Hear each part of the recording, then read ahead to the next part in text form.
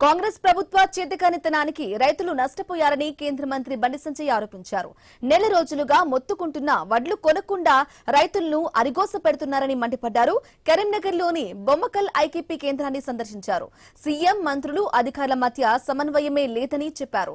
తడిసిన ధాన్యం పేరుతో పెద్దెత్తున కోత విధిస్తూ రైతులను దోచుకుంటున్నారని బండి సంజయ్ మండిపడ్డారు. పంట నష్టపోతే పరిహారం ఇచ్చే దిక్కు కూడా లేదని ఆరోపించారు. పండించిన వడ్లను కూడా కొనకపోతే రైతులకు ఇంకేం మేలు చేస్తారని నిలదీశారు.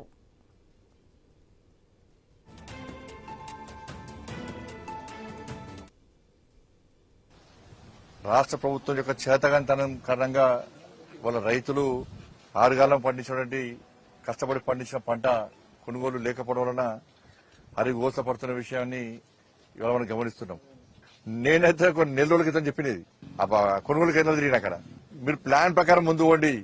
ఇవాళ రైతులు పండించిన తర్వాత ఇవాళ సెంటర్లో తీసుకొచ్చి ఇవాళ మీరు చూడండి అక్కడ తాడిపత్రులు ఎవ్వి వేసినా కూడా ఆగే పరిస్థితి. రాత్రి విపరీతమైన వర్షం, కవర్లు కొట్టుకపోయినాయి, వర్షం పడ్డది, ధాన్యం మొత్తం తడిసింది.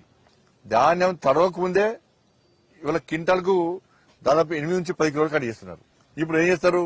మొలకలు వచ్చినాయి, తడి ఉంది, తేమ ఉంది అని చెప్పి ఇప్పుడు ఎంత కట్ చేస్తారు? ఇక ప్రభుత్వాలు మీదికి మాత్రం పండించిన ప్రతి గింజ కొంటామంటారు. ఇవాళ రైతులు వ్యవసాయం చేయడమే తెలంగాణ రాష్ట్రంలో భయపడే పరిస్థితి వచ్చింది.